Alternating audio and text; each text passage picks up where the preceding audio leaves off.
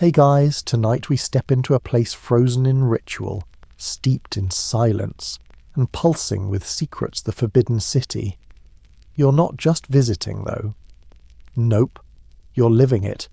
For one long, breath-holding, back-breaking night, you'll be a servant in the Emperor's palace, where even your thoughts feel like they echo too loud. You stand before an enormous gate painted imperial red, its golden studs catching the last of the fading sunlight. Guards don't speak. They scan.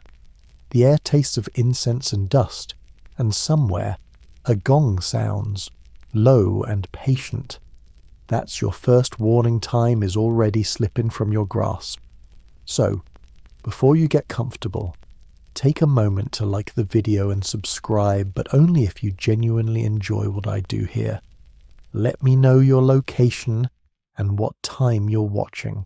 Curious minds need to know who else is brave enough to make it through this night.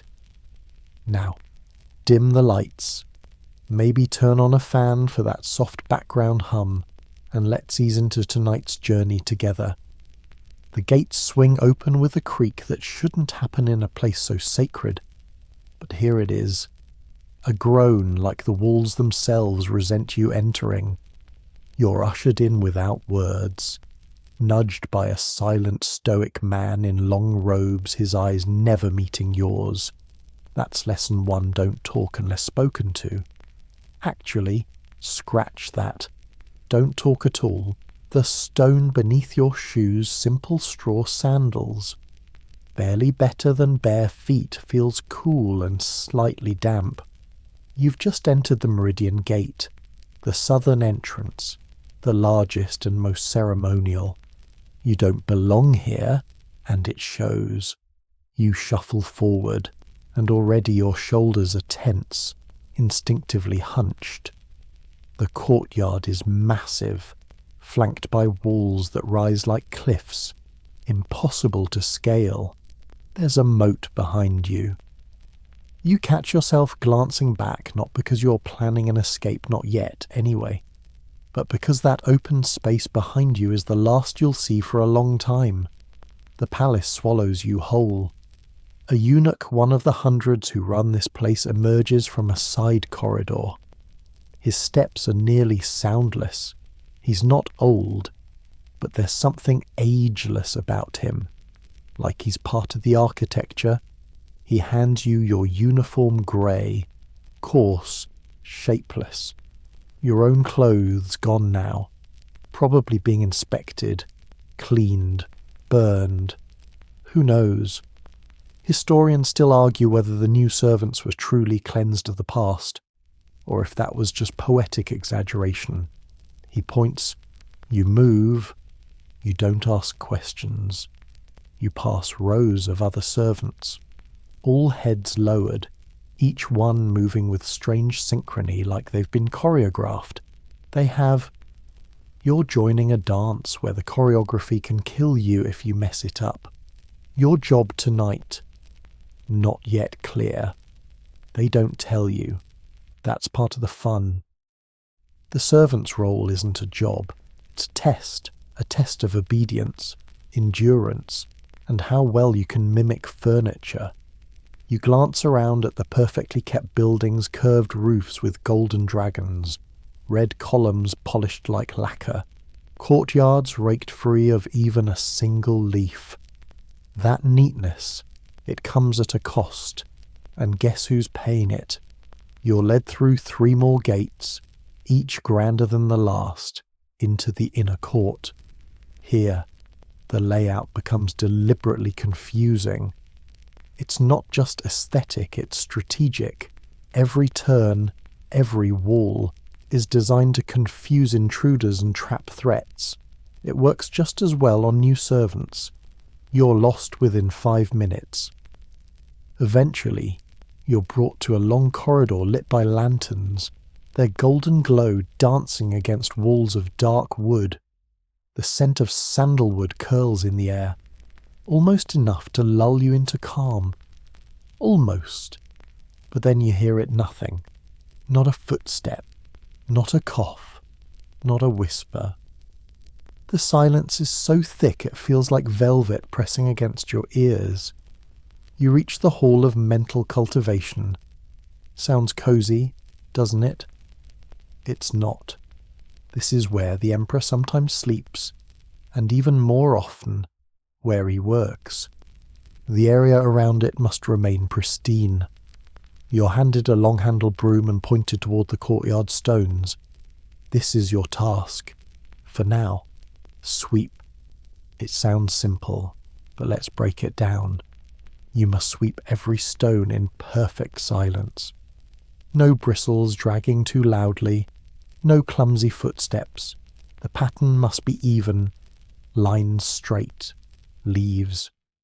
Not just brushed away, lifted carefully, like you're removing relics from a museum floor. And if you're too fast, that's suspicious. Too slow, that's lazy. It's a performance, and the audience may be watching from any shadow. You hear a cough one sharp. Hep from behind a screen. It means your broom scratched a little too hard. You bow low, not even turning your head, and adjust your pace. By the way, fringe records mention some servants used to tie pieces of silk to their sandals just to muffle footsteps on echoing tiles. No one officially approved it, but if the Emperor didn't complain, it stayed. You spend what feels like a lifetime sweeping. The moon is overhead now, and your arms ache, but you can't stop. Not until someone tells you. Not until someone relieves you. The only moment you truly relax is when a small bell chimes a single, delicate sound.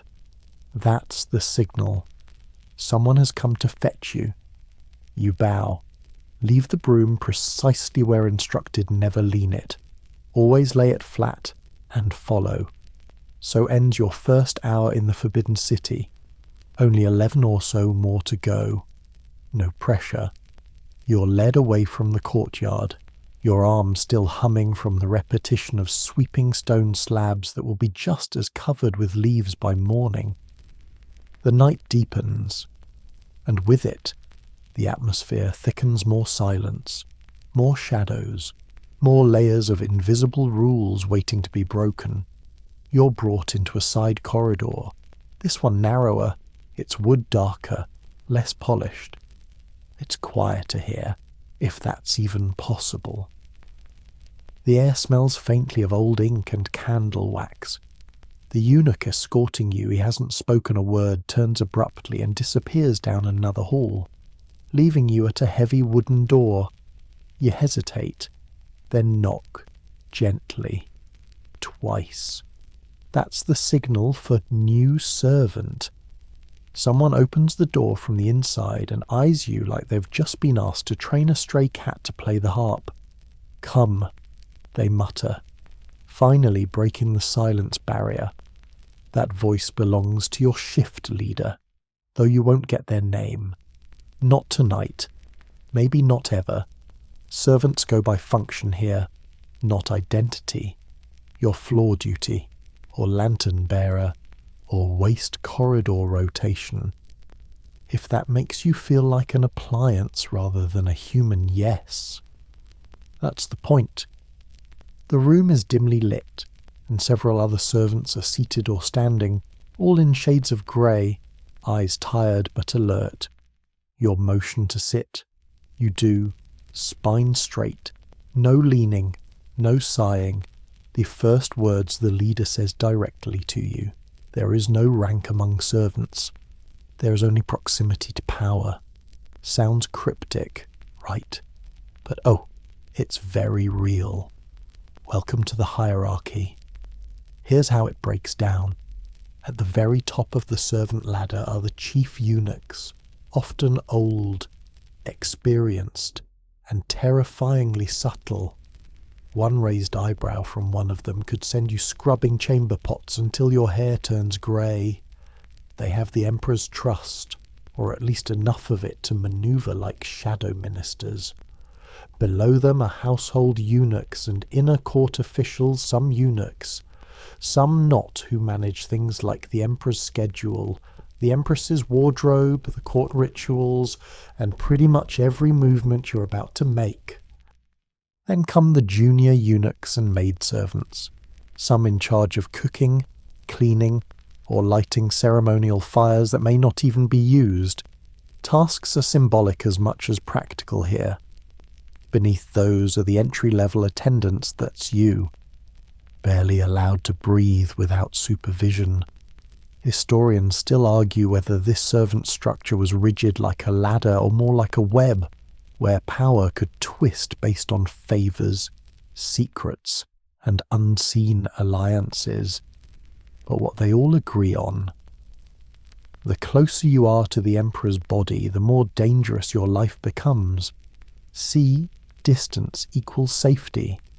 If you're working in the kitchens 2 wings away, you may be yelled at or punished. Sure, but you're unlikely to be executed for stepping on a robe tassel. Work in the Emperor's dressing room, and one misfolded collar could be a career ender or a life ender. And here's a fun fact at the absolute bottom of the ladder: the night soil porters. Yes, that's the crew who hauls away chamber pots from royal bedrooms. While they're technically the lowest, some of them last the longest. Why? Because no one wants their job, so no one's competing for it. A little life hack for surviving dynastic bureaucracy. Anyway, your shift leader assigned your next task. You'll be shadowing someone named Lantern May, a senior servant who handles the Emperor's nighttime lighting. You must observe. No questions. You're to be as visible as a wall scroll, as vocal as a stone. You follow Lantern May through another hallway. She glides more than walks, holding a pole with an elegant lantern at its end, the candle inside glowing behind painted silk. You're given a spare one. You hold it in both hands, carefully, like it might shatter from a stern glance. She doesn't look at you, but she speaks softly as she walks. One step off the path and we don't help you.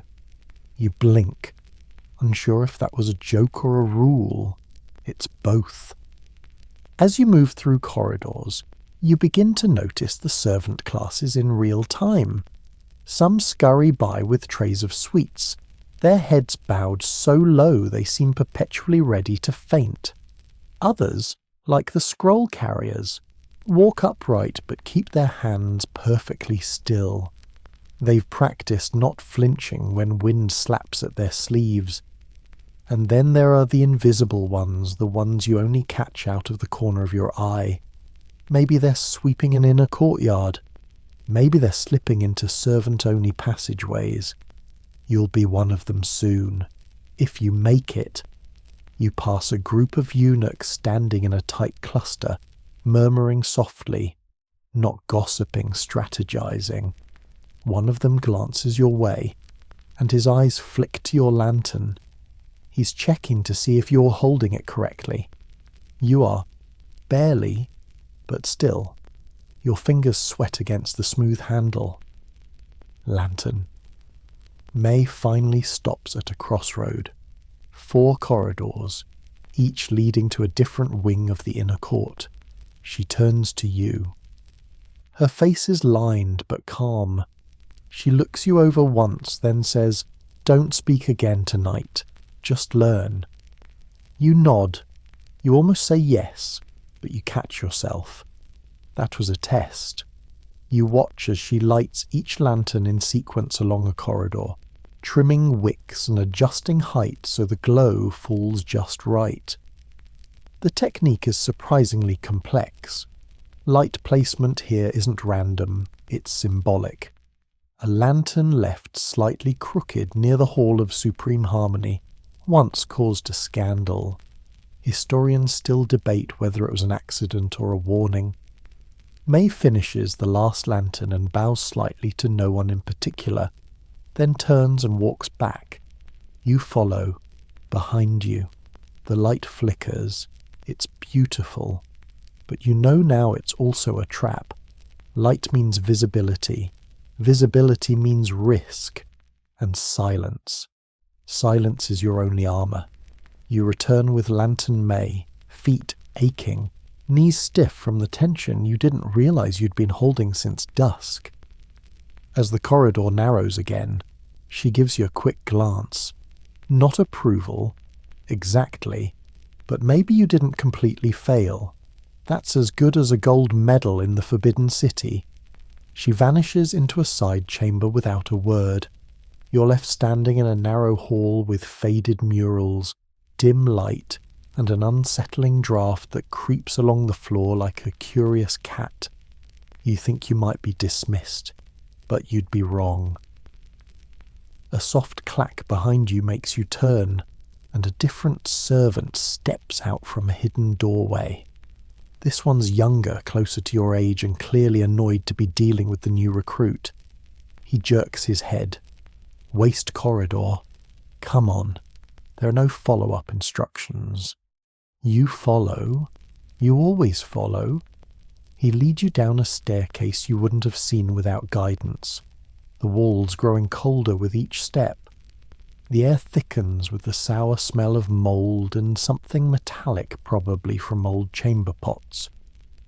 The waste corridor is exactly what it sounds like, a tightly controlled channel where refuse from the imperial kitchens, latrines, and even the occasional broken brush is carted away under the cover of night.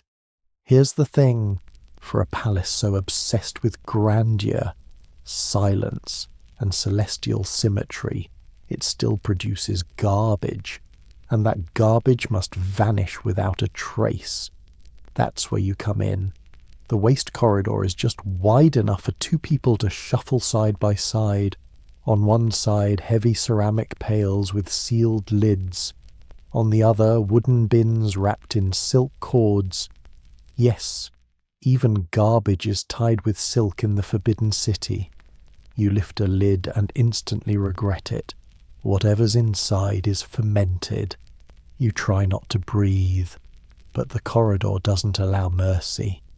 Hold that one, the servant says, not bothering to warn you about the weight. You nearly tip forward, but manage to catch yourself. The contents slosh in a way that tells you this pail is nobody's idea of a treasure. Your arms scream, but you hold steady. And here's your quirky tidbit palace servants used to sprinkle fragrant herbs, mint, chrysanthemum, even ground sandalwood into the waste to mask the smell. But don't romanticize it. It still reeks. You're holding something perfumed and disgusting. Kind of like the whole Forbidden City vibe. Now that you think about it, you carry it down a narrower corridor. The servant in front of you muttering something about courtyard bypass rotations and the Empress's dog's diet again. That last part isn't a joke. Small, spoiled lapdogs in the palace ate better than many citizens beyond the wall. Their food waste was sometimes less offensive than the nobles. Eventually you reach a small square room with an open chute at its centre. The moonlight above filters through grates, giving the place a half-sacred, half-morbid feel, like a temple designed by raccoons. You place your pail beside others. The servant gives you a nod. That's your cue to leave. Now, there's one last step before you're free from the corridor of stench cleansing. The Forbidden City didn't mess around with contamination. Historians still argue whether these cleanliness rituals stemmed from legitimate hygiene or obsessive superstition. Either way, you're required to wash your hands with a gritty herbal mixture and burn a thread of incense near your robe.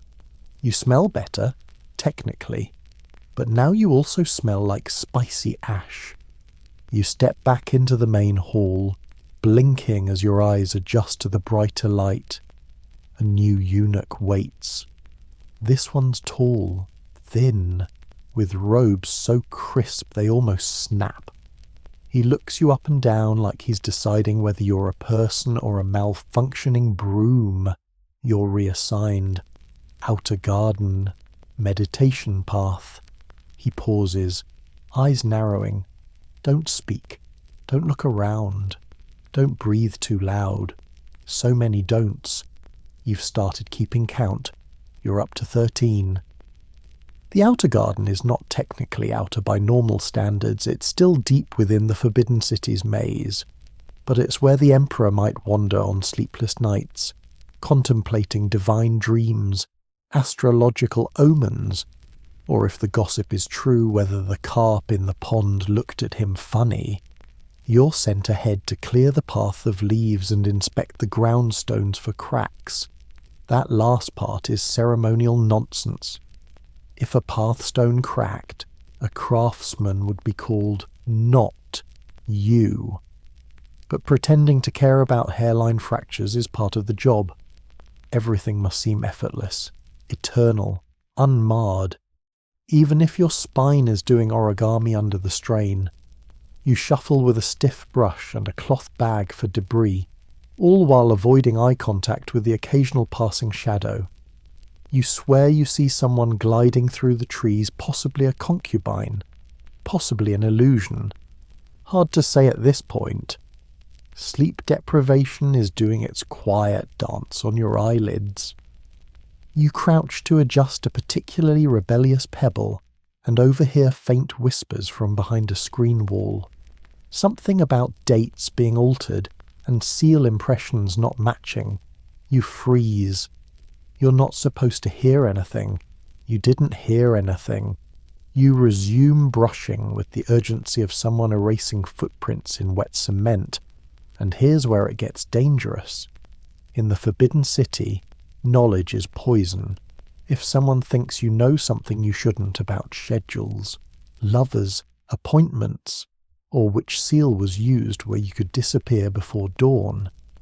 Historians still debate the exact number of disappearances, but what's clear is this: no one recorded the names.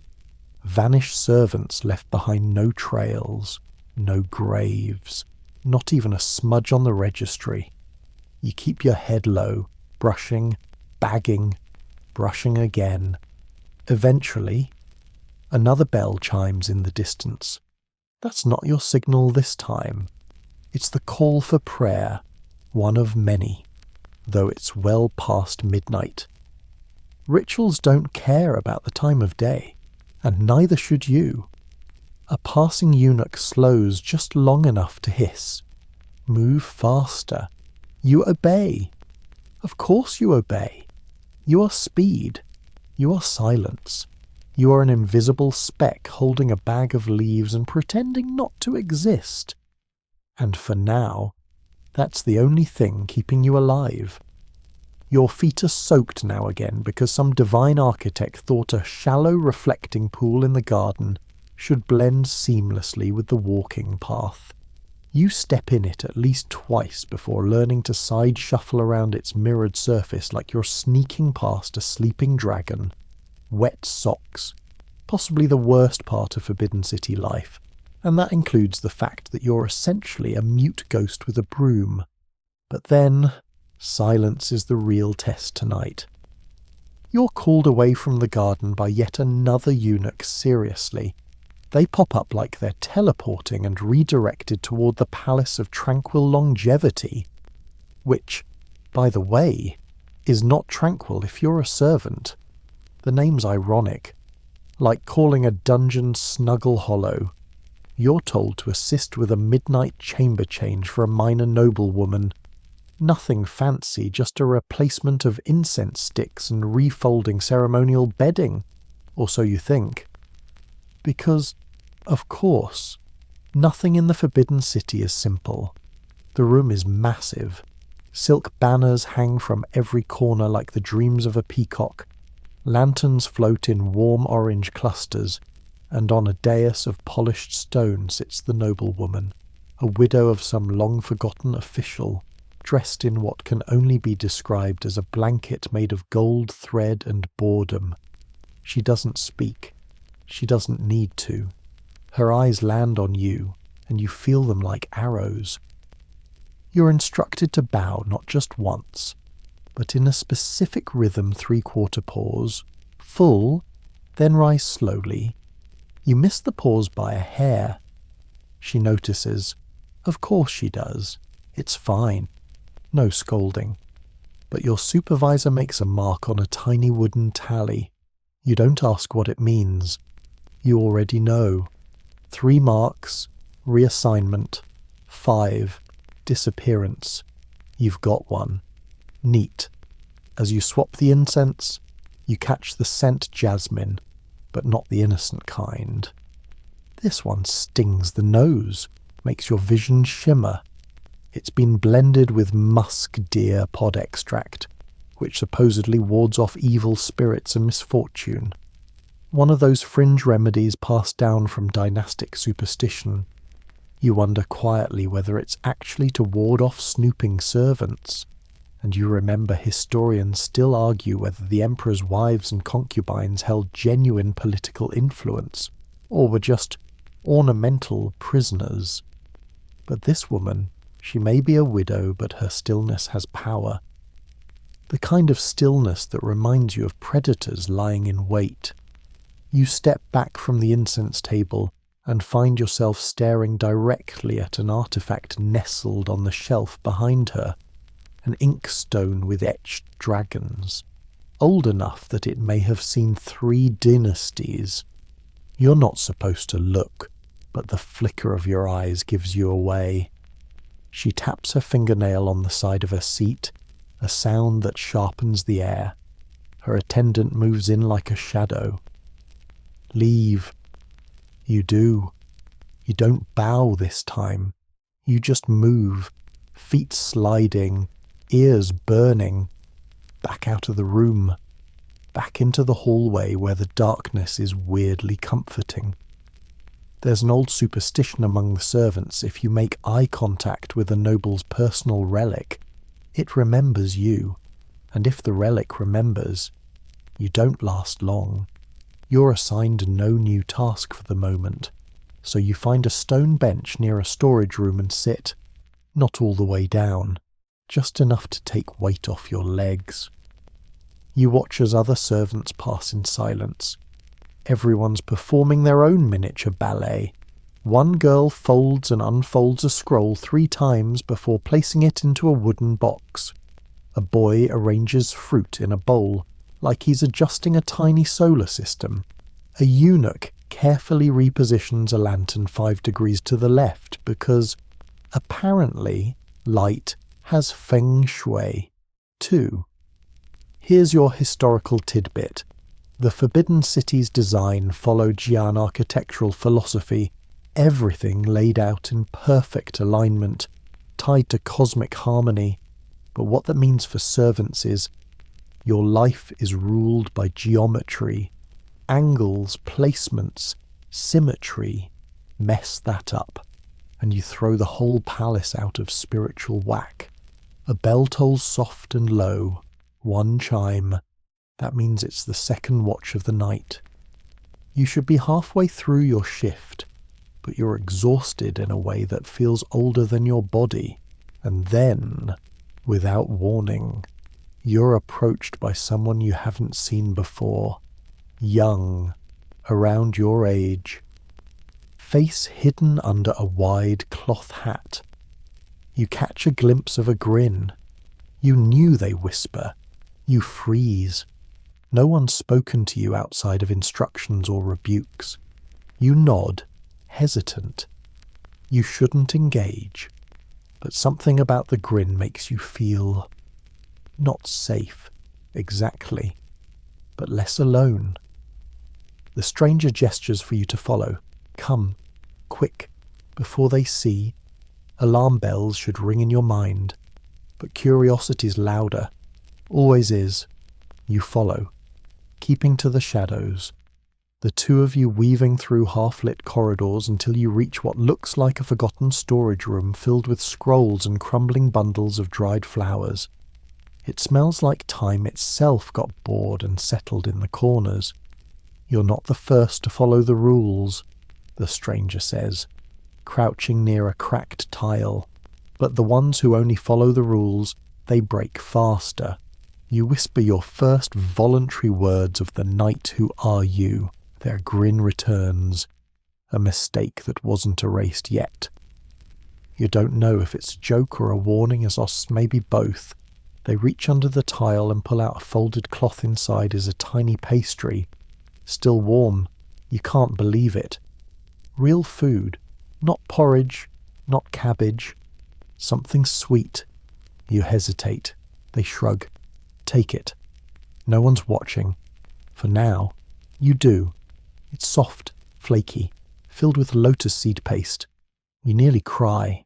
But then a sharp clatter in the hall cuts through the air like a blade. Footsteps. Several. Heavy. Angry.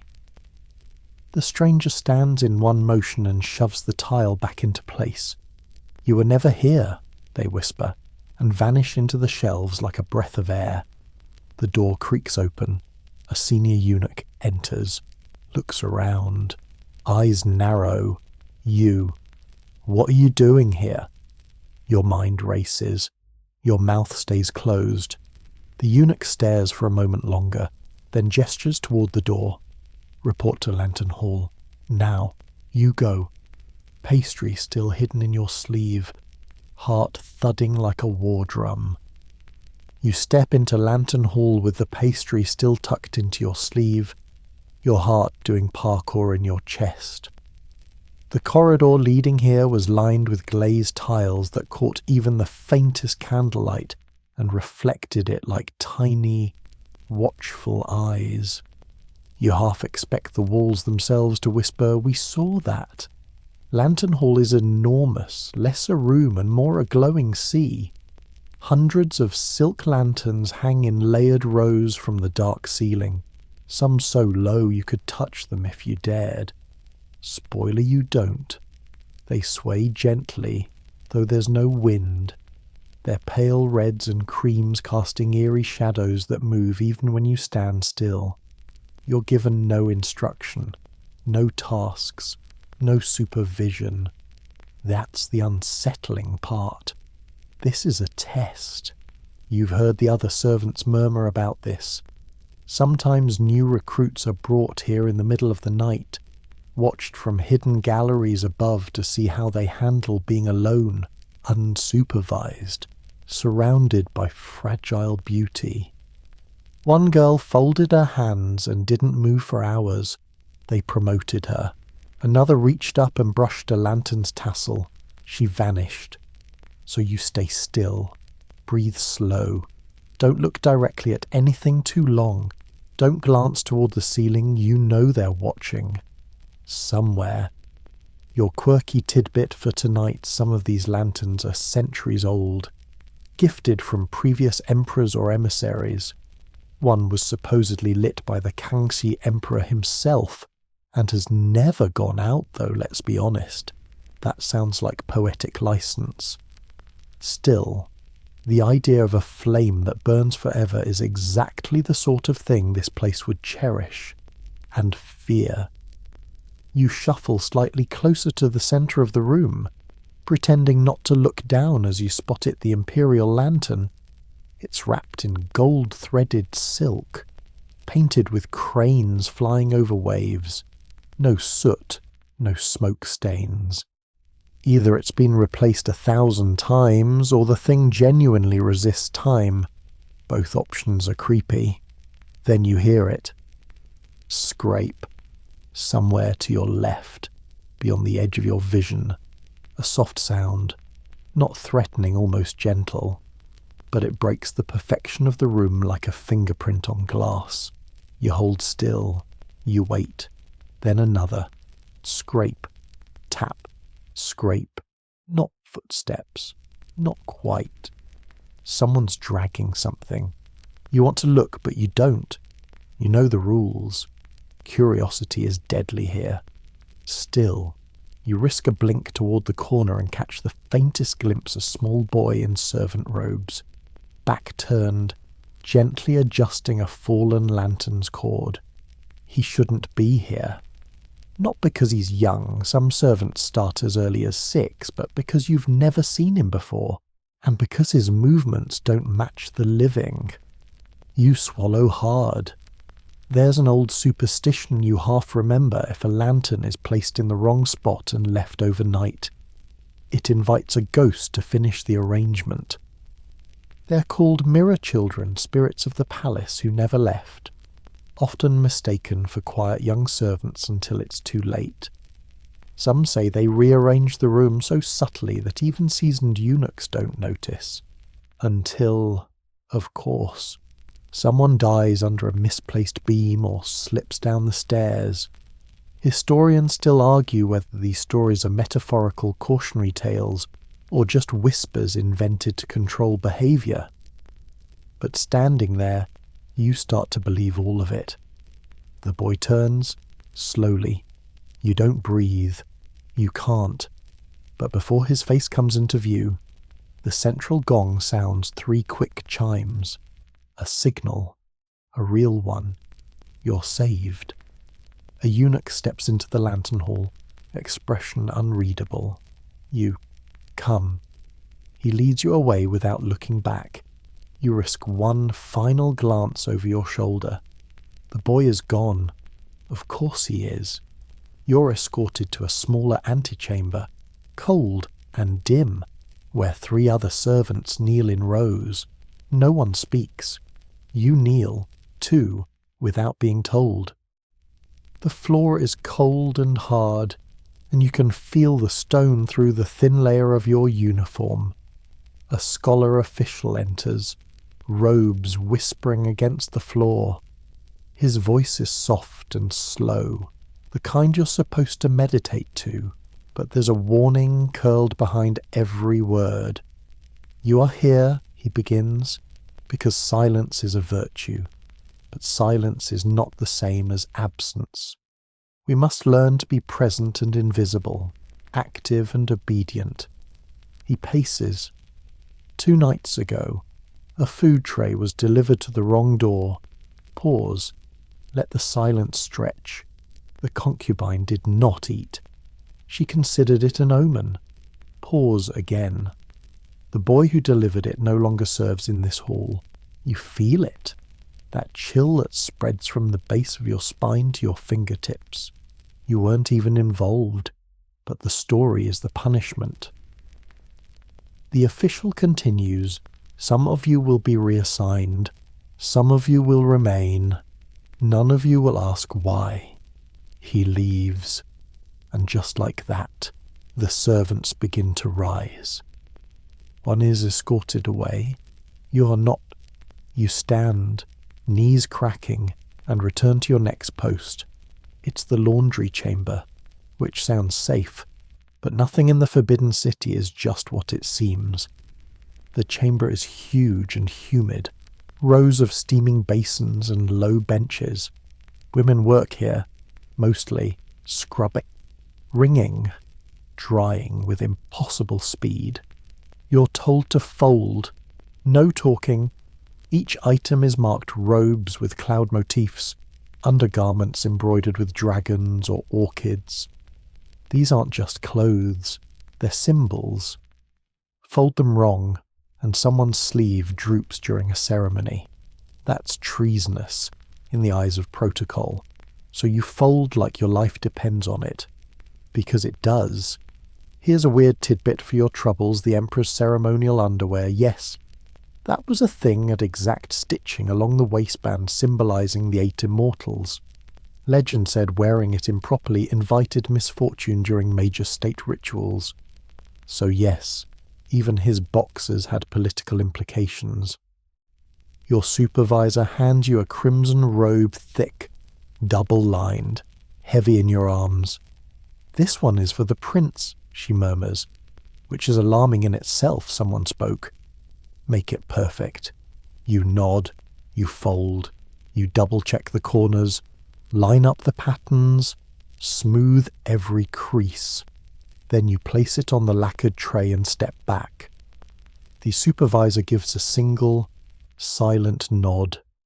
Your breath finally returns, and for a brief moment, under the hanging steam, surrounded by order and quiet, you think maybe you'll make it through the night, but just as you turn to leave, you see it. On the back of the crimson robe you just folded, only visible in the shifting light, is a stain. Tiny, faint. But there, you don't know how it got there. You don't know if someone wants it there. All you know is you touched it last. You stare at the crimson fabric as if your gaze alone can erase the stain. It's no larger than a coin feint, brownish, maybe old tea or something worse.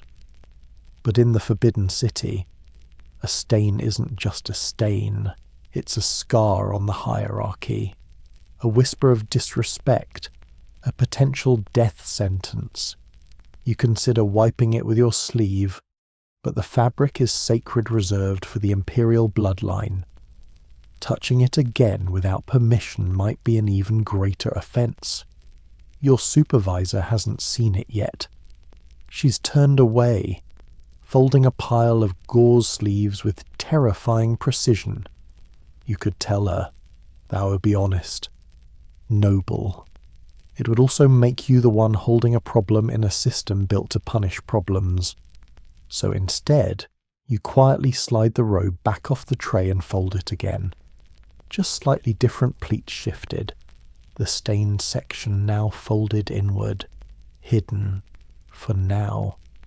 This isn't bravery, it's survival. You walk the tray to the delivery eunuch outside the laundry chamber. He doesn't look at you. You don't look at him. The robe passes hands. The moment passes. The silence feels heavy. Let's take a breath. Shall we? A sensory detour. The palace at this hour smells of steamed linen and plum ink. Lantern light gives everything a watercolour softness. The cold stone under your slippers hums with quiet vibrations. Footsteps echoing from halls you're not supposed to know exist. And above you, always above you, an entire architecture of silence, hidden corridors and viewing screens where someone could be watching at any time. The eunuchs say the walls have ears, but it's more accurate to say the air does. You return to your shared servant quarters bare, windowless, and packed. Dozens of you sleeping head to foot on reed mats. Your assigned corner is still empty, and as you settle in, you finally let out a full breath, until the door creaks open. Another servant steps inside, a girl perhaps a year older than you, wearing a look that says she knows more than she's allowed to say. She kneels beside your mat and whispers, "The robe." Did you see it? Your stomach flips. You nod, slowly. I did the night folding yesterday, she says. There was no stain then. You blink. Are you sure I'm sure? Her whisper is sharp now. Urgent. Someone's testing you. Now it makes sense. You've heard rumours how the higher-ups plant errors to see who reports them. The ones who do are seen as loyal. The ones who don't expendable. Historians still argue whether this was truly standard practice or exaggerated paranoia, she adds, in the exact tone of someone quoting something she overheard an old scribe mutter. But here, it doesn't matter. Belief is policy. You lie awake long after she's gone, the straw mat prickling through your robe, the draft brushing your toes. You imagine the prince slipping into that robe in the morning. You imagine a single hand brushing the hidden stain, a frown forming, a servant being summoned. You wonder if you'll even hear your name before they come for you. Still, you drift off for a few hours, fitful sleep, lanterns flickering behind your eyelids. Then you're jolted awake before dawn by the shrill trill of a wooden flute, the wake signal. Cold water splashed onto your hands. Dry rice for breakfast. You move with the others through tight corridors and sharp turns, past gilded walls and stoic guards who might as well be statues. You're assigned to the Hall of Preserved Harmony today. It sounds lovely, doesn't it? Spoiler, it's not. This is where the Emperor gives major audiences, where imperial exams are sometimes administered, where the floor gleams with golden lacquer that you're not allowed to look directly at for too long, because you might mistake a crack for a stain, and mistake is another word for doom. You're assigned to the incense detail. Simple, right. You carry the box of sandalwood coils with both hands like it's made of glass. Every 20 minutes, you're to light a new one in the proper vessel using the imperial striker and bow exactly once. You're not to sniff, sneeze, or speak, or blink too obviously, or breathe wrong. The hall is empty for now. Quiet, too quiet. So quiet that the scratch of incense against flint sounds like a thunderclap. As the coil smoulders, its fragrance fills the room. It's lovely, really woody, smooth, ancient, but even that can't mask your unease. You remember what the girl said someone is testing you. Is this another test? Did you light the right incense? Are you being watched again? Some fringe gossip you heard once trickles back, supposedly. One emperor kept a scent ledger, an entire book recording which incense was used on which day, which court official was present, and how the smoke behaved during meetings. If the emperor sneezed, the servant who lit that coil might find themselves reassigned, or vanished. No one knows where that ledger is now. Some say it burned during a rebellion. Others claim it's hidden behind a false panel in the Pavilion of Literary Profundity. The point is, someone cared enough to record the behaviour of smoke. You step back from the vessel. The coil curls, a serpent of scent, slowly burning inward. Time moves differently in these rooms, stretchy, uneven. You think an hour's passed, it's been 15 minutes. That's when the doors open. A procession enters, headed by a high-ranking eunuch whose face might as well be carved from wax. Behind him, a small, serious boy, the prince.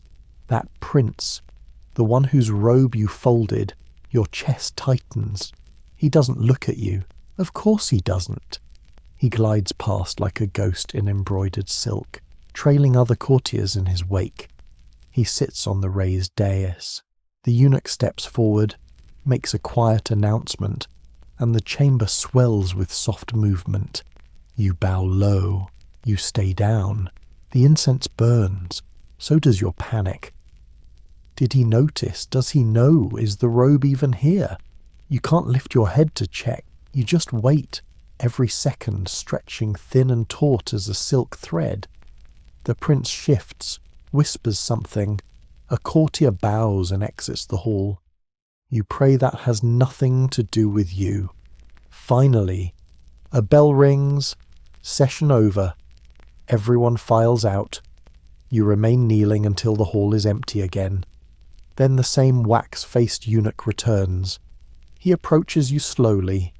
Your heart is doing gymnastics now. He stops, silent. Then, to your utter confusion, he says, "You fold with care. Good. That's it.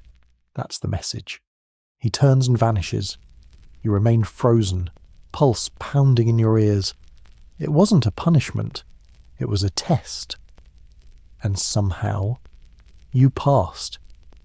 But in the Forbidden City, every past test just leads to another. The moment the eunuch vanishes, you're still kneeling, not out of obedience anymore, but disbelief. He spoke to you. That alone is unusual. He praised you. That's practically mythic.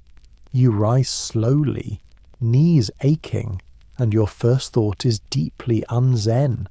Oh no, they've noticed me. In the Forbidden City, attention is a double-edged sword. Being invisible keeps you safe. Being noticed especially favourably means someone might have plans for you, or someone else might resent you. And in this place, envy can kill just as cleanly as a sword. You shuffle back to the servants' corridor, eyes low. Every face you pass is unreadable. Did they hear what the eunuch said? Will they now whisper that you're a favourite or worse, a spy? That's how rumours start, and rumours here have longer legs than the imperial cranes. You reach the back quarters and slide through the tight curtain that marks your shared sleeping area. Your body slumps to the mat like overcooked rice.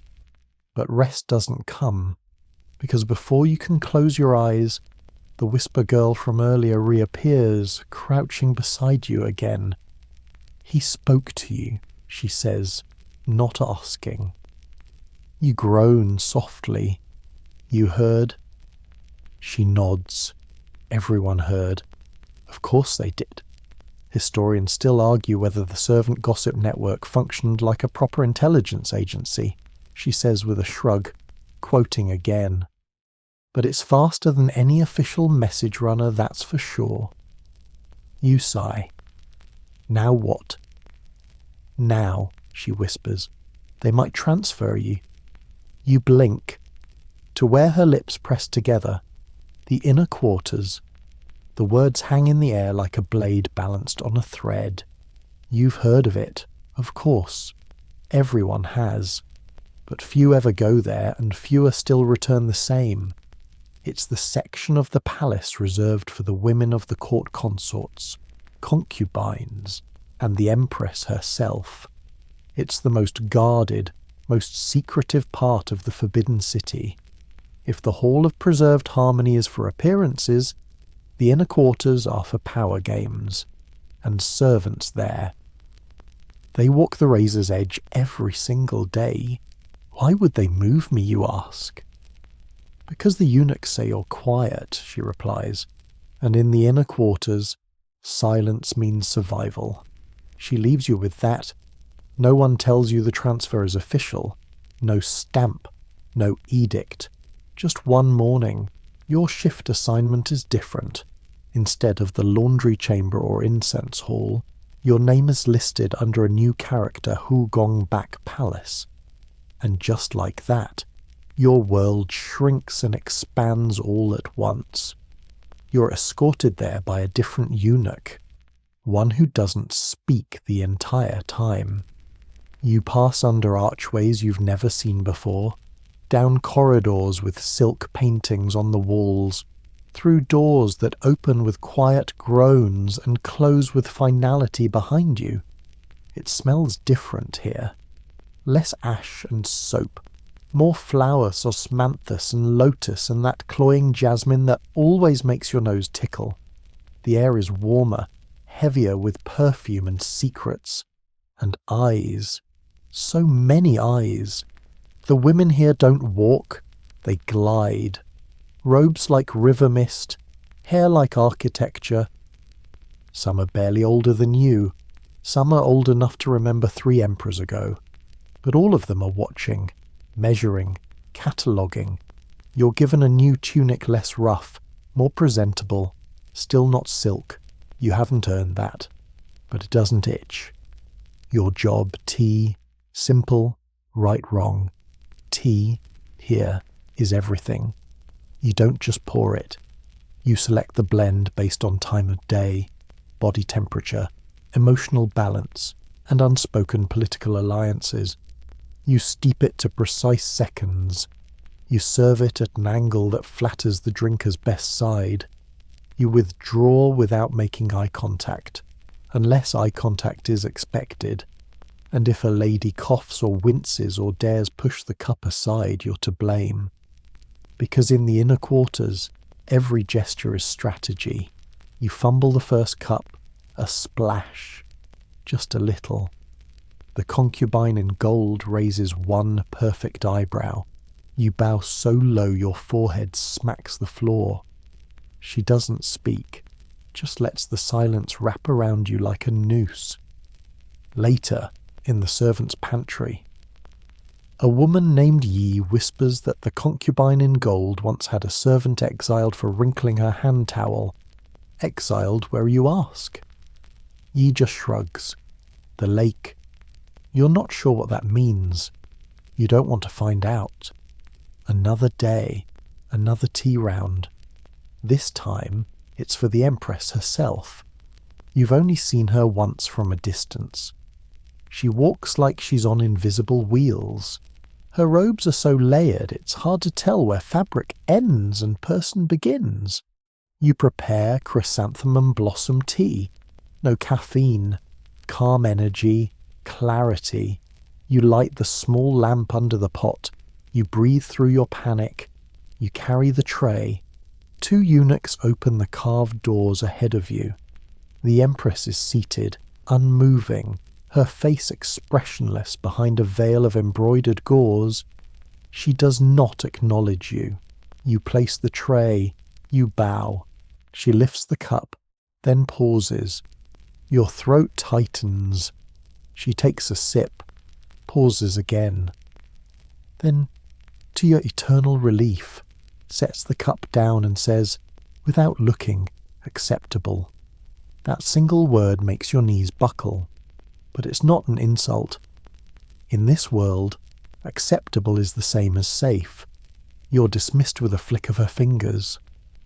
Later, in the shade of a ginkgo tree, ye find you again. You passed, she whispers. That's good. You lean back against the bark. Why does it feel like a failure? Ye chuckles, because you're still alive. That's the test. She tells you a story then, in that half-hushed bedtime whisper way that always starts with, They say the concubines used to speak through flowers. If you wore peonies, it meant you were ready for war. If you sent orchids, it was peace. Lotus was surrender. Plum blossom revenge. Do they still do that, you ask? She smiles, slow. Do you think anything ever really stops in this place? You learn to breathe differently in the inner quarters.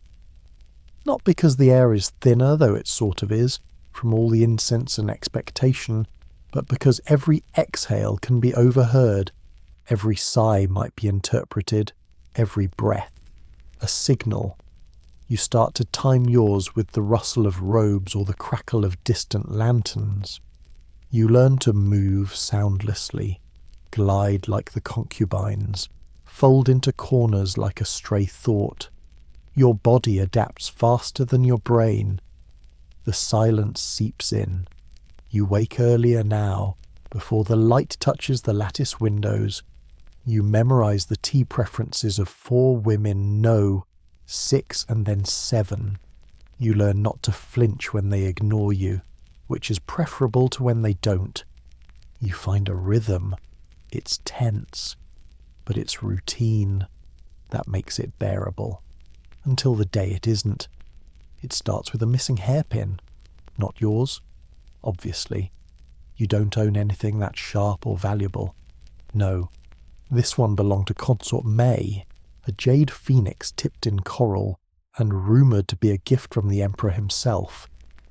She wore it yesterday. Today, it's gone.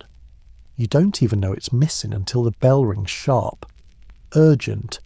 Out of place. The eunuch appears with a scroll. Names are read. Yours is among them. You're summoned. Ye.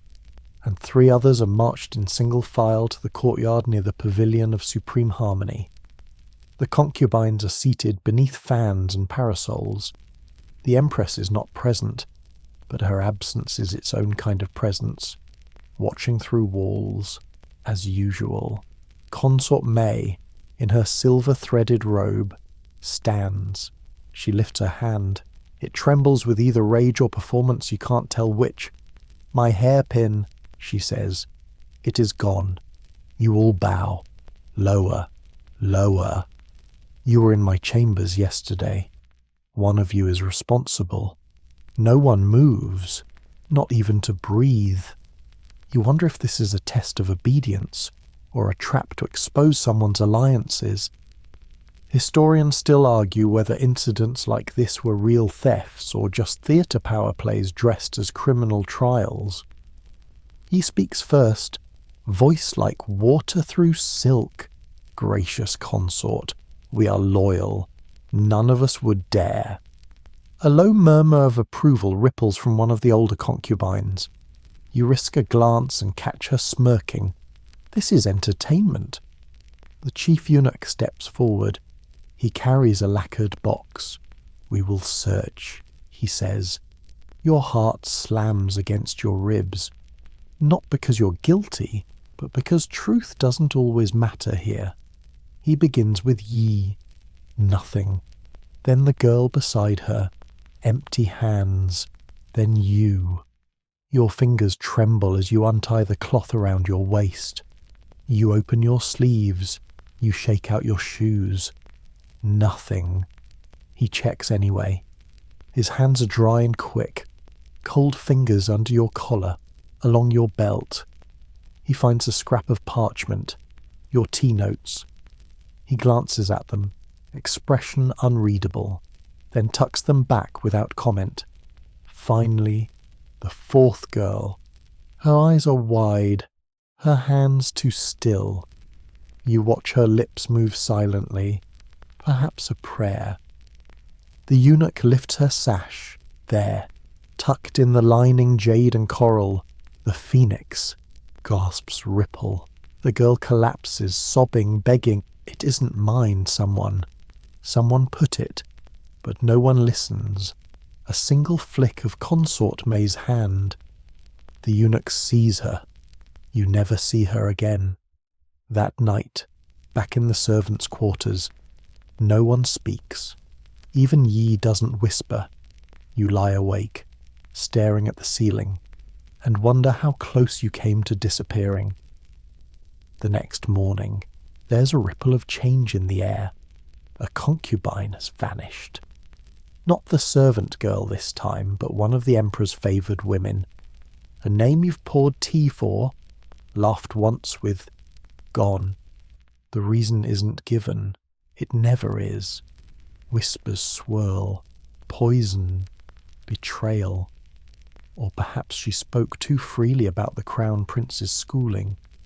Your tasks continue, but with new sharpness.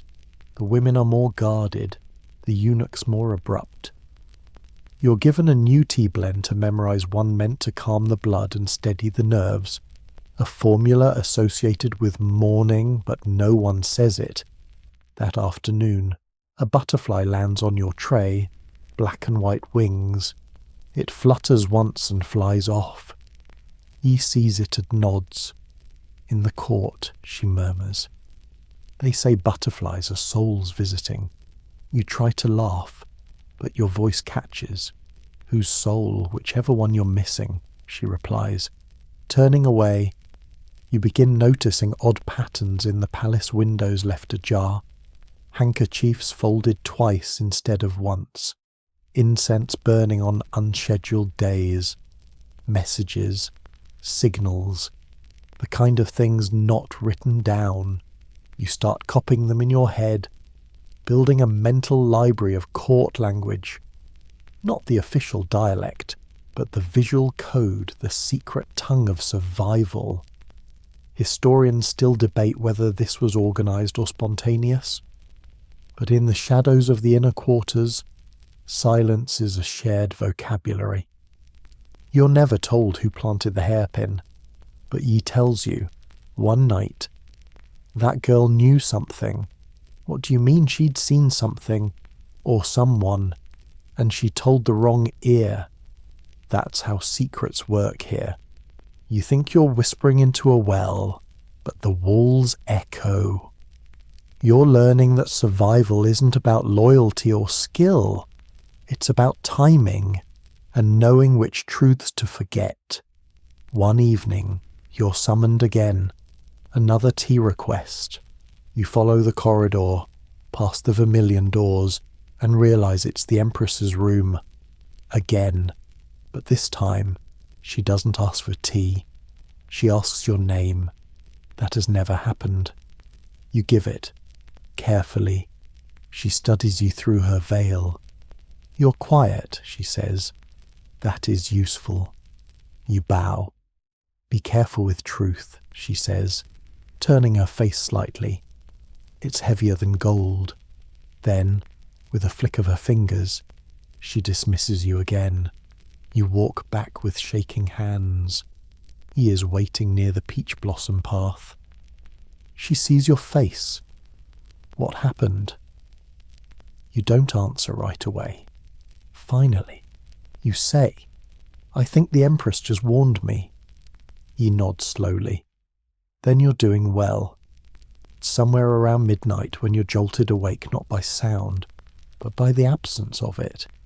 Even in the forbidden city, where silence is law and whispers can hear consequences, there's always something a mouse skittering under the floorboards, the soft flick of a flame, the rustle of brocade robes shifting in sleep. But tonight, nothing, no breeze, no footsteps, just the kind of silence that feels wrapped in velvet, but hiding a blade underneath. You lie still, heart hammering, in the dark. Every creak of wood becomes a sentence. Every breath feels like a mistake. Eventually, you roll over and see Yi already sitting up, watching the door. She doesn't say a word. She doesn't have to. A message has arrived, not on paper, no scroll, not even a whisper, but the absence of noise, that's the signal. You slip outside, sandals barely brushing the tile. The lanterns have all been trimmed down low, flames turn to glimmers. The corridors breathe a faint chill less from temperature, more from tension. A eunuch appears, silent as a shadow. He gestures, one hand barely lifting. You follow. Not a word is spoken. You're led toward the hall of mental cultivation. Not quite the Emperor's bedroom, not tonight, but his administrative sanctuary. And you are not alone. 3 others have been summoned too, including Yi. One you recognize as a servant of Consort Shu. The other from the Imperial kitchen. This is not about tea. The chief eunuch waits inside. His robes are pressed flatter than logic. He doesn't smile. You are here, he says, because silence keeps the palace alive. You are here because you have seen things and said nothing. You don't nod. You don't dare breathe too deeply. He paces. The Emperor trusts very few. Trust is not gifted. It is tested. That's when you see it. On the floor, in the centre of the hall, sits a lacquered chest, not ornate, no gold, simple, square, locked. He kneels beside it, lifts the lid slowly, and takes something out. It's a scroll. He doesn't open it. He just says, "Deliver this to the tower of fragrant clarity before the next bell. You're not to be seen. You're not to speak. If you fail, you will not be missed."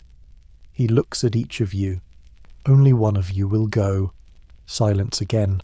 Finally, Yi steps forward. "I will go." Your jaw clenches, but you say nothing. That's what keeps you safe. Right. Except Yi turns to look at you. No, she corrects herself. She should go. You freeze. The eunuch blinks. "Why she's quieter than me," Yi says, with the ghost of a smile. "And better with corridors." Historians still debate whether silent missions like this were real or symbolic. Some believe they were a loyalty test. Others think they were couriers of real secrets edicts, confessions, or names of those who'd outlived their usefulness. Whatever this scroll contains, your life is now tied to it. The eunuch nods, passes the scroll to you. It's bound in red silk, sealed with a wax stamp you do not recognize. "Go," he whispers. You slip from the room, gripping the scroll like a heartbeat. The path to the tower isn't long, but it isn't safe either. You duck behind a cloaked statue when 2 guards pass by. Their voices low. You slip through a servant's gate, usually locked at night. A cat watches you from a roof beam, eyes glowing. You think you hear someone following. You stop. Listen. Nothing. Still, you adjust your path. Take the long way around the pavilion of literary profundity, just in case. The tower looms ahead, half lost in mist. The stairs creak like they remember every foot that's touched them. You climb anyway, one hand on the wall, the other still clutching the scroll. At the top, you find a lantern burning blue. You knock once. A hand emerges from the slit in the door. No face, no voice. You place the scroll into the hand. It vanishes. The door closes, and that's it. No reward, no well done. Just silence again. You return to your quarters before dawn, skin clammy, mind racing. Ye's still awake, sitting in the corner with a candle. She says nothing, just nods once when she sees you. You sit beside her. Neither of you speak. The next day, life pretends nothing happened. You're back to pouring tea, folding sashes, reciting floral meanings like poetry. But the world feels different. You feel different. People look at you longer. The Empress's maid gives you a second glance. A kitchen servant offers you an extra dumpling, which in palace language is practically a marriage proposal. Later that week, the girl from the kitchens, the one who didn't go on the scroll mission, disappears, gone without sound. Some say she was caught stealing. Others claim she told a secret in the wrong company. Historians still argue whether palace servants were truly disposable or if they simply vanished into hidden compartments of the palace hierarchy, used again for dirtier work, or silenced forever. That night, he speaks again. You passed, she says. Past what? Does it matter? She shrugs. You're still here. The hardest part is pretending nothing happened. Even harder, pretending you don't want to know what was in that scroll. But curiosity is a trap here. You remember the butterfly, the jade hairpin, the girl who cried it wasn't hers. You keep quiet. You learn to drink tea the way the Empress does, small sips, watching over the rim of the cup, hearing more than anyone says. And when you see another girl being pulled aside by a eunuch, you don't look long. You don't ask. You don't breathe. You are surviving. The problem with surviving is that once you get good at it, people notice. And when people notice, they start testing you again. This time, the test comes wearing pearls.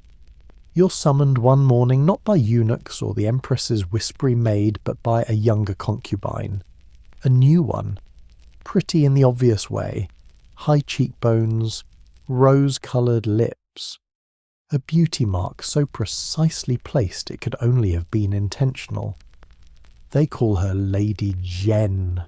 She's not from the capital, and that shows her accent is crisp, not yet polished to the smooth flatness of court speech. Her robes are too rich for her rank. And worst of all, she's friendly. You don't trust her for a second. Still, you follow her orders. Tea, twice steeped, plum cakes from the Western kitchens. She makes you sit when no one's looking. Once, she even tells a joke. A real one. You remind me of my cousin, she says. She was smart. Got married to a magistrate. You raise your eyebrows.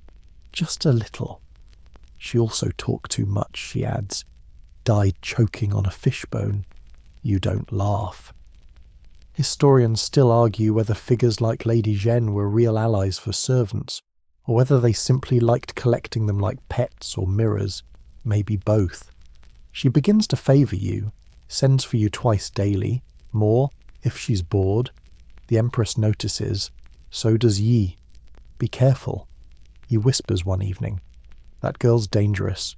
You pause. She seems harmless. Exactly, Yi replies, like a garden snake coiled under the flowers. You try to pull back, quietly, gradually. But Lady Jeanne isn't someone you just ignore. She makes a request you can't refuse.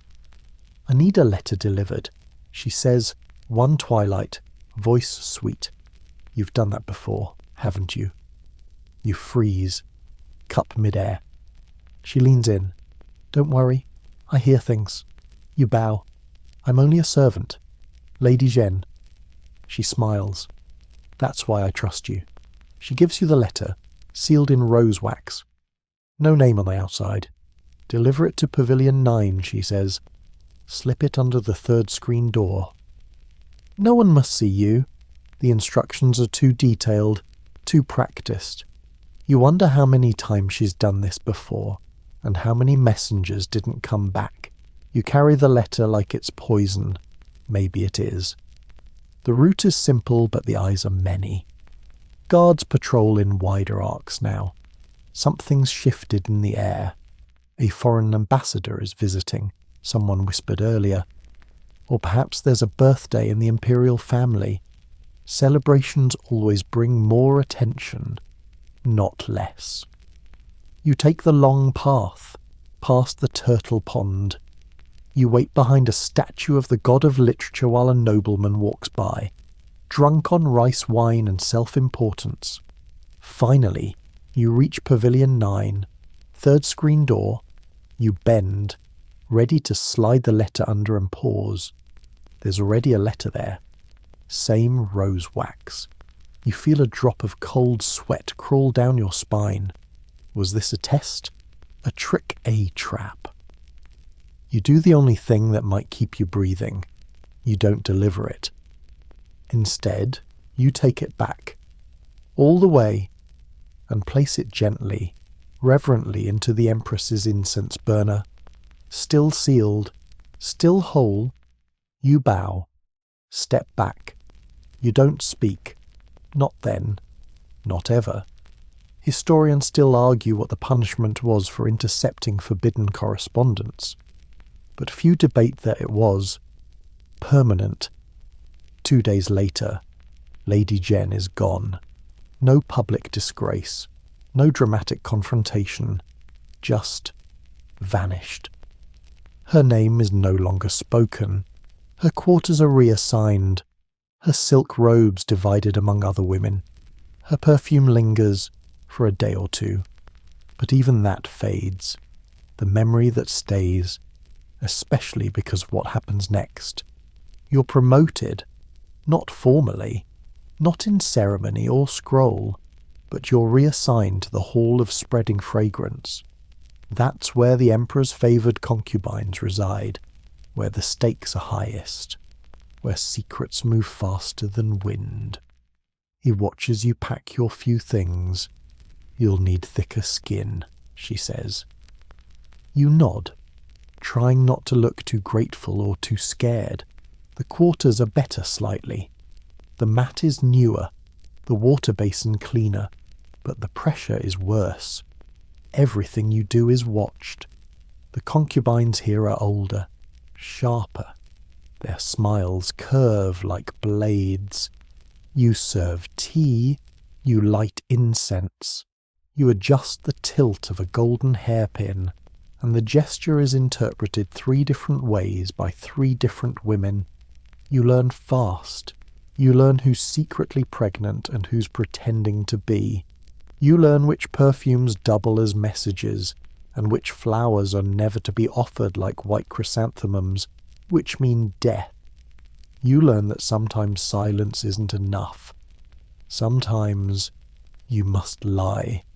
Like when Lady Yun asks you if Lady Jeanne ever gave you letters. You blink, no, my lady. She watches you too long. You hold your breath the exact right number of seconds. Then, mercifully, she waves you away. That night, you soak your feet and try not to shake. You think about Yi. You miss her, but you don't write. You don't visit.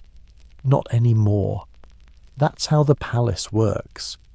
Connections are currency, but only if no one knows you're holding them. Days turn to weeks, and you settle into this new rhythm, the quiet hustle of the Hall of Spreading Fragrance. the delicate dance of serving and disappearing before you're noticed too much. It's a world of whispered glances and half-hidden agendas, and you're learning how to navigate without leaving a trace. You notice the way the silk curtains never quite stay still. Not from the breeze, no. These flutter like secret wings, stirred by gossip and ambition. You learn quickly that the Forbidden City is less a palace and more a living, breathing chessboard. Each step you take is watched, recorded, judged. The stakes, your life, or your disappearance. One morning, as you fold a delicate silk sash, a servant rushes in, breathless and pale. Lady Yun requests your presence. You hesitate. Lady Yun, the one who interrogated you about Lady Zhen. Her eyes are sharp, like a hawk's, but you can't refuse. You follow the servant through labyrinthine corridors that seem to swallow sound, until you reach a private chamber adorned with peonies and jade. Lady Yun sits by a low table, her fingers lightly touching a cup of jasmine tea. "Sit," she commands softly. You comply, heart hammering. "I hear you were seen near the Eastern Pavilion last night," she says, voice as smooth as silk but cold as ice. You blink. "I was not, my lady." She smiles thinly. "You're a good liar." You swallow, feeling the weight of her gaze. "But you're also useful." She continues. "I have a task for you. Something delicate." You nod, waiting. There is a man, a foreign envoy. Suspicious. "I want you to observe him. Report back. Without being seen." You nod again. Though inside your head, alarms blare louder than any drum. A foreign envoy in the Forbidden City. That's dangerous. Diplomacy here is a tightrope, and missteps can mean exile or worse. You accept, because survival means obedience.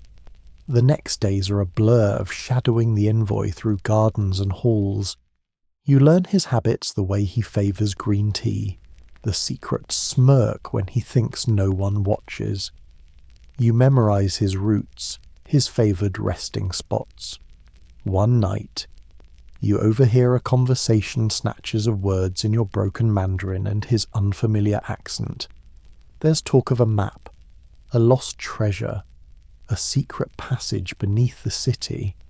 Historians still argue whether these tales of hidden tunnels beneath the Forbidden City are myth or reality.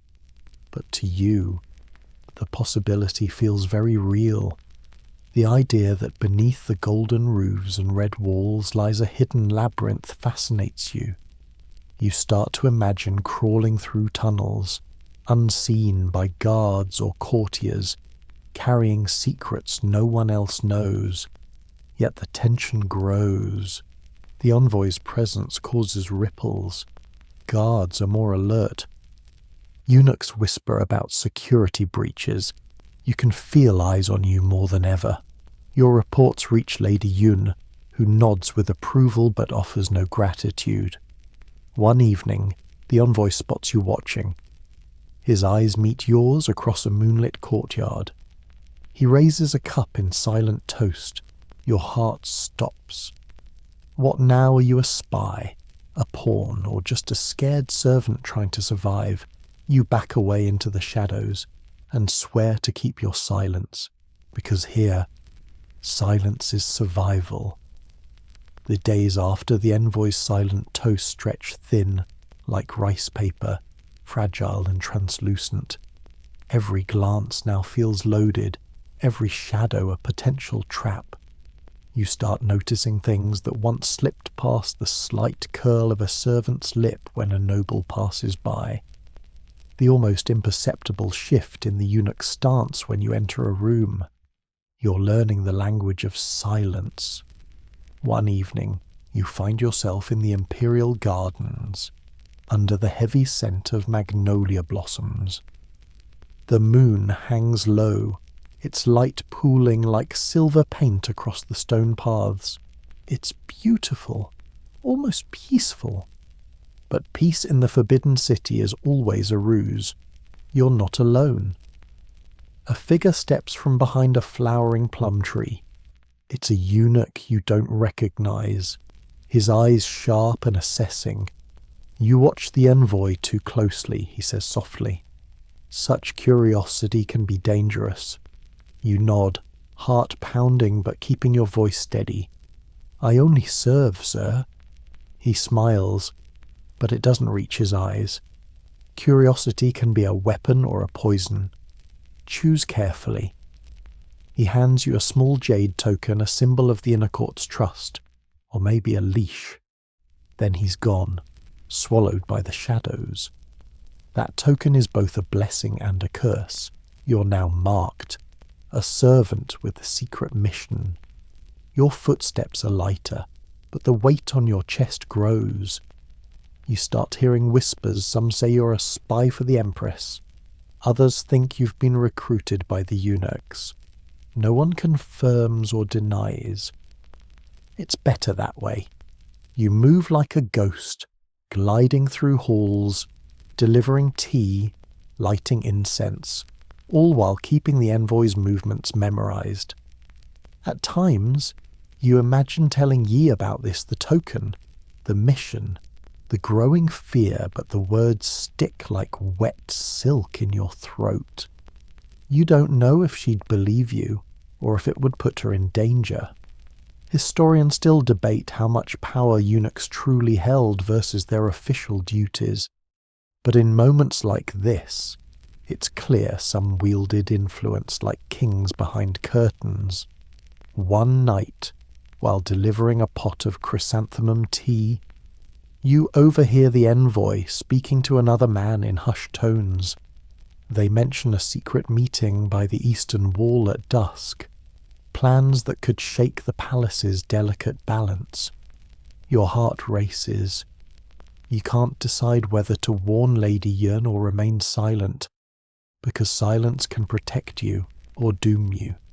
You remember Yi's warning about snakes. Sometimes you think the Forbidden City is less a palace and more a nest, and you're the smallest creature trying not to get eaten. Dusk slips in like a thief, cloaking the city in a velvet hush.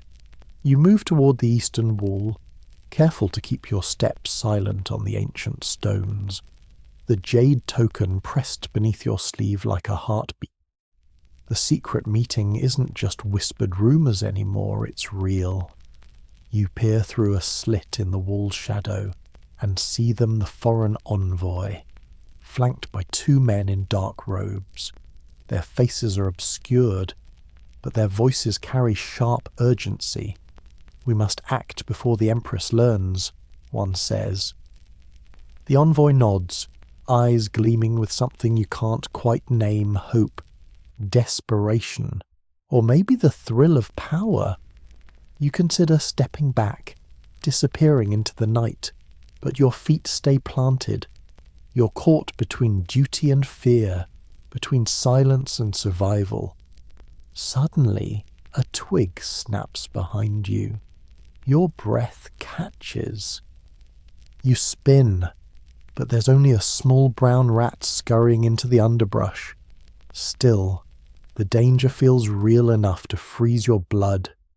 You retreat, heart pounding like a war drum, and slip back through the maze of corridors to Lady Yun's chambers.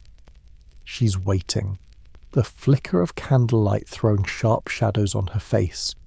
Without a word, you slide the jade token across the table and whisper, "There's a meeting. East Wall. Tonight."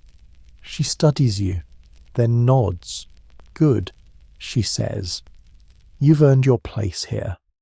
You're not sure whether to feel proud or terrified. In the following days, the palace feels more like a cage than ever.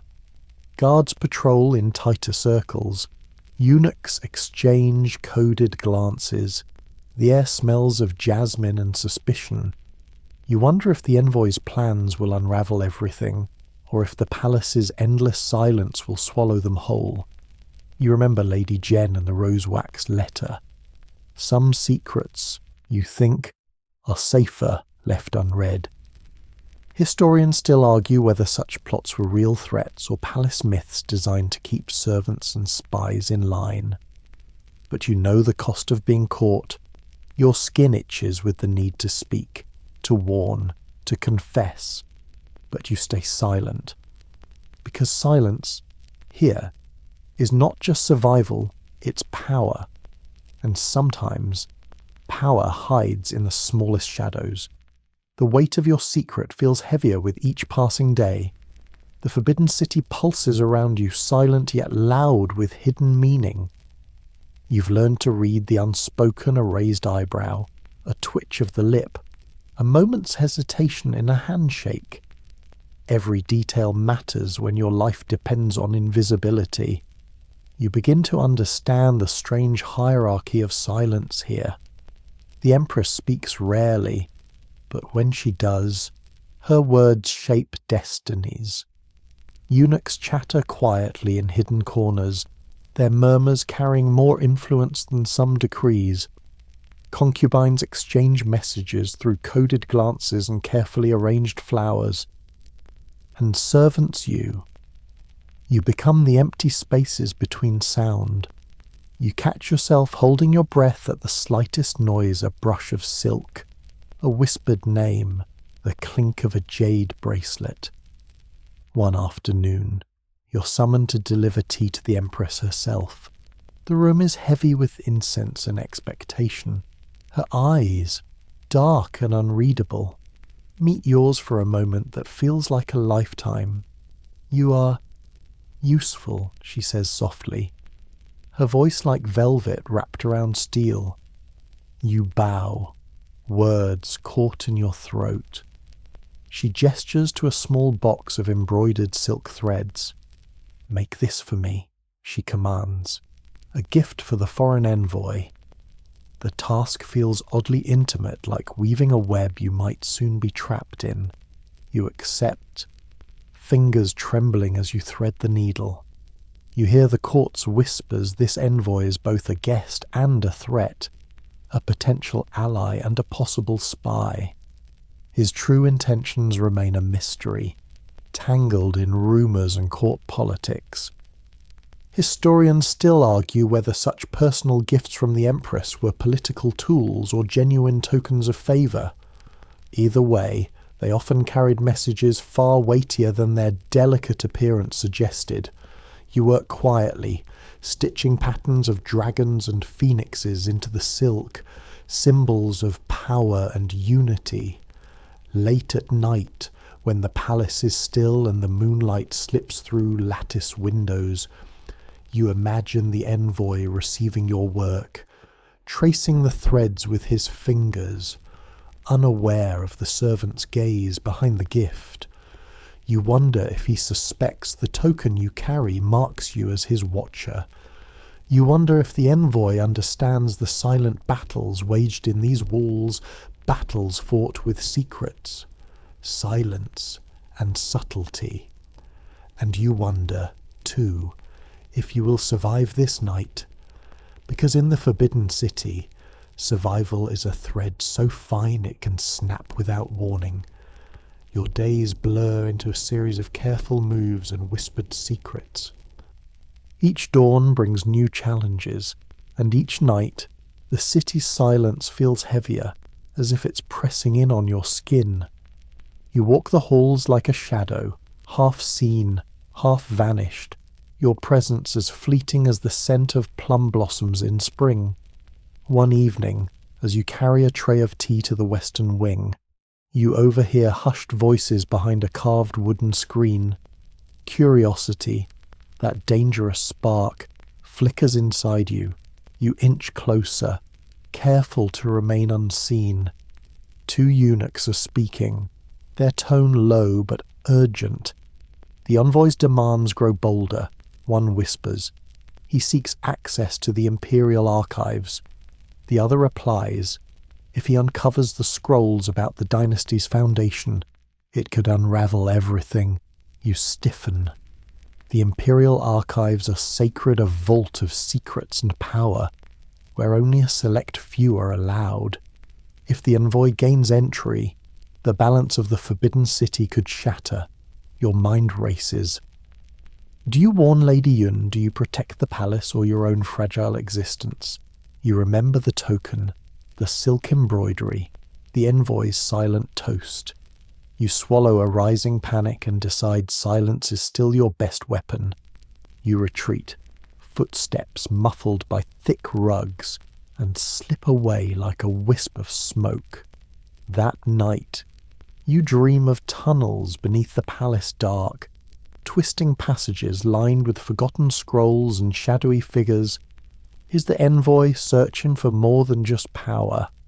Perhaps he's chasing history itself, the buried stories that the forbidden city guards so jealously. Historians still debate the extent of foreign influence in the Ming dynasty's later years, especially within the palace walls. Some say spies like your envoy played crucial roles. Others think it's all palace gossip.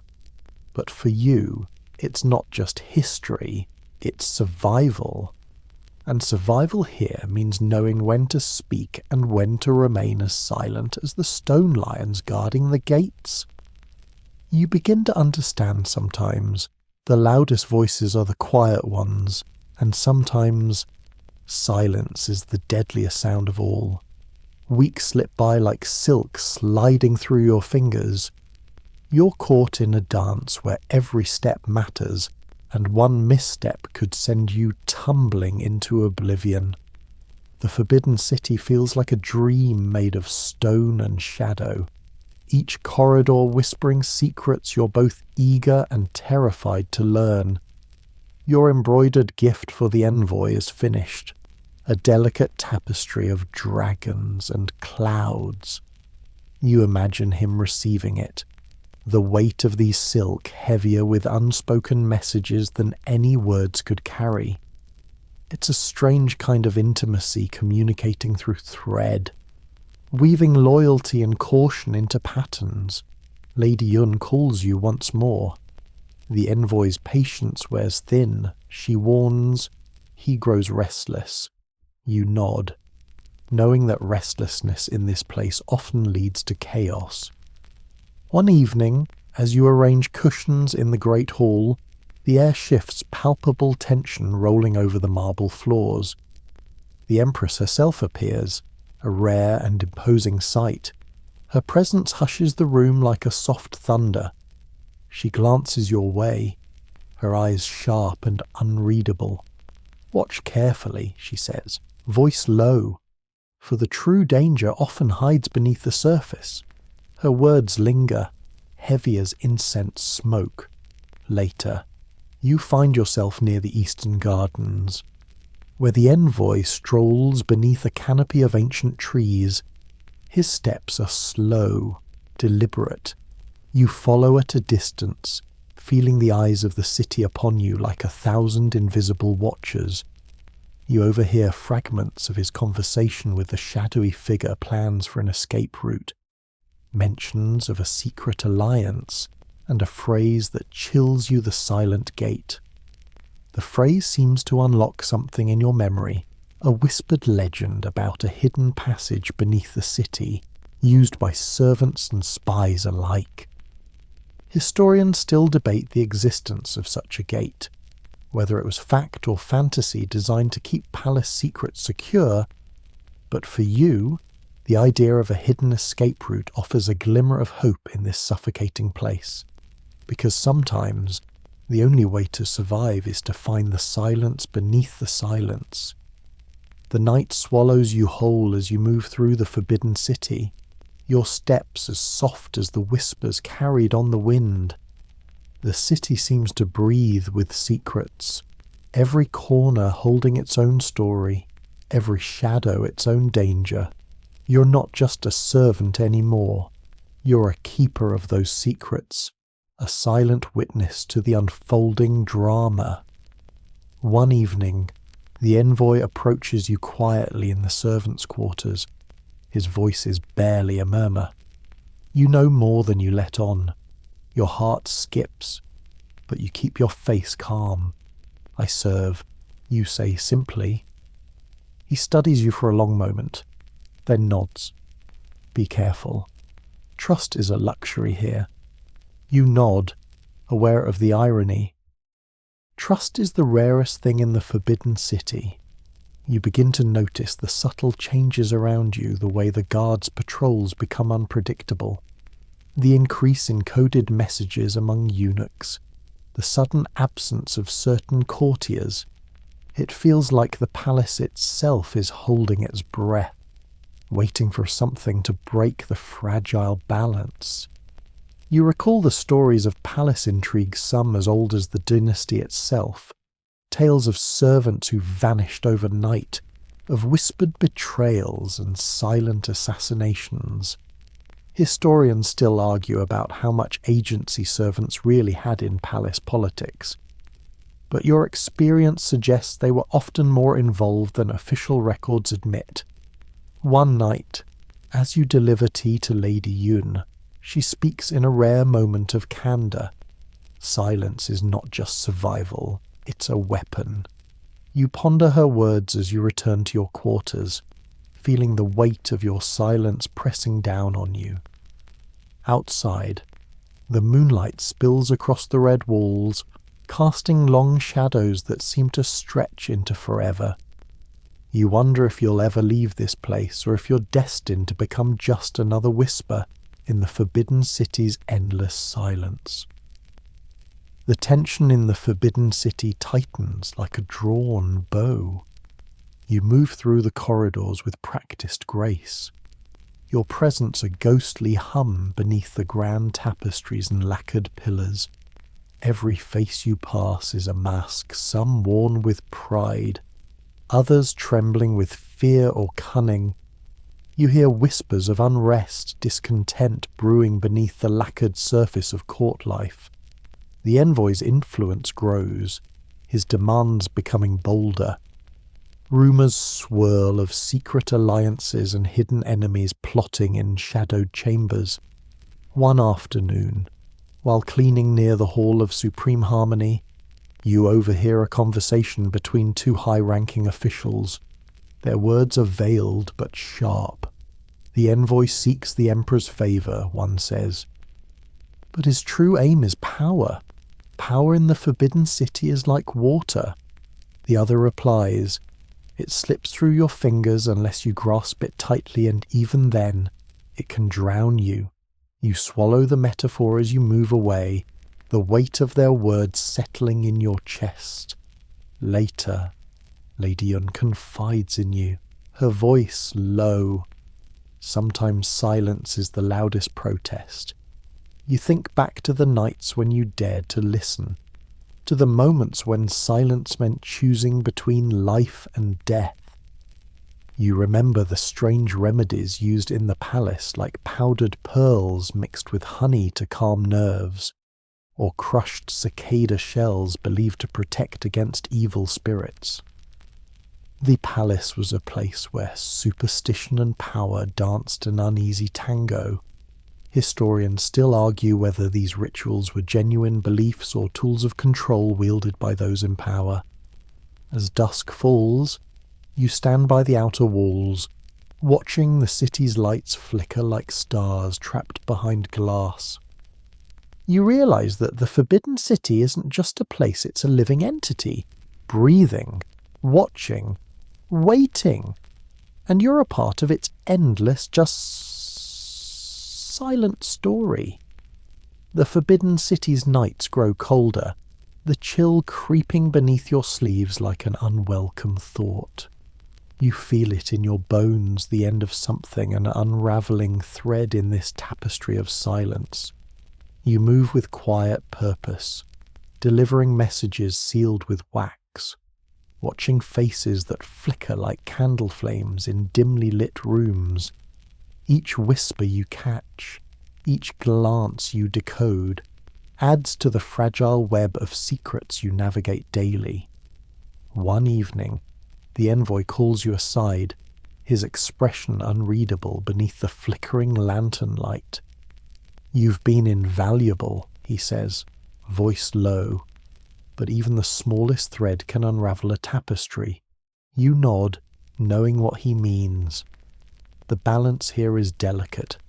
One wrong move, one too loud breath, and everything could fall apart. You think about Lady Yun's lessons, how silence can be a shield, a sword, or a noose. You remember the strange superstition of the silent scream, a belief that those who die without speaking their truths haunt the palace forever, trapped between walls of silence. Historians still debate whether such ghost stories were warnings or attempts to explain the inexplicable tragedies behind palace doors. You feel the weight of history pressing down as you walk through the great hall, the echoes of footsteps long gone whispering in your ears. You wonder if you, too, will become just another silent shadow, remembered only in the faintest of echoes.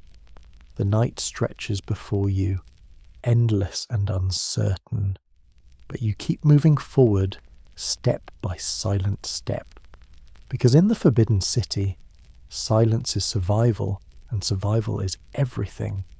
The final night settles like a soft shroud over the Forbidden City. You're tired, bone tired, but you keep moving, a ghost among ghosts. The air hums with quiet tension, as if the city itself is holding its breath. You pause by the Meridian Gate, feeling the cool stone beneath your fingers. This gate has witnessed centuries of power plays, whispered betrayals, and silent victories. Tonight, it feels alive with the weight of history. You remember the jade token tucked beneath your sleeve, the embroidered silk now folded carefully in your hand. Symbols of loyalty, fear, hope, all intertwined like the threads of your own fate. The city sleeps, but the silence is loud. You hear it in the rustle of silk, the soft steps of a distant patrol, the faint heartbeat of the ancient walls. You think of Lady Yun, the Empress, the Envoy, and the countless unseen souls who lived and died within these walls, their voices swallowed by the palace's endless hush. Historians still argue whether the Forbidden City's silence was a deliberate weapon, or simply the natural consequence of such immense power. But for you, it's been a crucible, a place where silence meant survival, and survival meant understanding the unspoken language of shadows. You take a deep breath, letting the night wash over you like cool water. The city's secrets remain, folded into the darkness, and you, a servant turned silent sentinel, have survived another night. Now, as the first light of dawn threatens to break the spell, you finally allow yourself to rest. Because surviving the Forbidden City isn't just about silence, it's about knowing when to listen, when to move, and when to disappear. The night's quiet stretches on, soft and endless, like a gentle sigh. The Forbidden City, with all its grandeur and mystery, fades into a calm stillness that soothes your mind. Imagine the stones beneath your feet cooling as the first hints of dawn tint the sky, a soft, pale promise of a new day. The whispers of history, the echoes of countless footsteps, fade gently into the background, like a lullaby sung by time itself. You've travelled through shadowed halls and hidden passages, seen the weight of silence that binds an empire, and felt the fragile balance between power and survival. Now, as you settle deeper into comfort, know that those silent moments you carry with you are part of a story much larger than yourself, an ancient tale of courage, discretion, and quiet strength. Let the calm wash over you like a soft breeze through jade leaves, carrying away any lingering worries or fears. The Forbidden City's secrets rest safely in the past, and so can you. Breathe slowly. Let your thoughts drift like clouds across a peaceful sky. Tomorrow holds its own stories, but tonight is yours. Sleep well, knowing you've walked the silent halls and lived to tell the tale. Sweet dreams.